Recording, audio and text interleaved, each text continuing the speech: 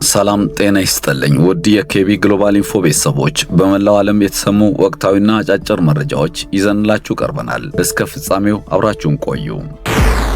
ፕሬዝዳንት ዶናልድ ትራምፕ የኔቶ አባል ሀገራት በኢራን ጦርነት ወቅት የሆርሙዝ ወሽመጥን ደህንነት ለመጠበቅ አሜሪካን አንረዳም ማለታቸው ሞኝነት ነው ሲሉ ወቀሱ። ትራምፕ አሜሪካ የእርዳታ ጥገኛ ባትሆንም ኔቶ ግን በቦታው መገኘት ነበረበት ሲሉ በቁጭት ገልጸዋል። በተለይም የብሪታንያው ጠቅላይ ሚኒስትር ኬር ስታርመርን በከፍተኛ ሁኔታ ተችተዋል። ኢራን በትልቅ ድንጋጤ ውስጥ ትገኛለች። የሀገሪቱ የብሔራዊ ደህንነት ምክር ቤት ጸሐፊ አሊ ላሪጃኒና የባሲጅ ታጠቅ ኃይል መሪ ጎላም ሬዛ ሱሌይማኒ በአሜሪካ እስራኤል ጥቃት መገደላቸው ተረጋግጧል። በጥቃቱ የላሪጃኒ ቤተሰቦችና ረዳቶችም አብረው የተገደሉ ሲሆን ይህም በቴህራን የአመራር መዋቅር ላይ ግዙፍ ክፍተት ይፈጥራል ተብሏል። የአሜሪካ ከፍተኛ የጸረ ሽብር ባለስልጣን ጆን ኬንት በኢራን ጦርነት ምክንያት ስራቸውን ለቀቁ።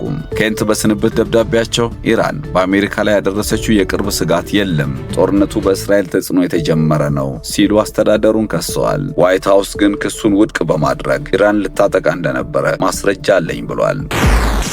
ዩክሬን የኢራን ድሮኖችን ለመመከት 201 ወታደራዊ ባለሙያዎች ወደ ባህረ ሰላጤው ቀጠና መላኳን ፕሬዝዳንት ዘለንስኪ አስታወቁ። ባለሙያዎቹ የቀጠናው መንግስታት የድሮን ጥቃት እንዲከላከሉ ቴክኒካዊ ድጋፍ ያደርጋሉ ተብሏል። በመጨረሻም ስፖርት። የአፍሪካ እግር ኳስ ፌዴሬሽን ካፍ ከወራት በፊት ሴኔጋል አሸንፋው የነበረውን የአፍሪካ ዋንጫ ለሞሮኮ እንዲመለስ ውሳኔ አሳልፏል። በአፍሪካ ዋንጫ ደንብ ቁጥር አንቀጽ 84 መሰረት በሞሮኮ የአፍሪካ ዋንጫ የፍጻሜ ጨዋታ ላይ የሴኔጋል ብሔራዊ ቡድን ተሸናፊ ሆኖ እንዲመዘገብ ወስኗል።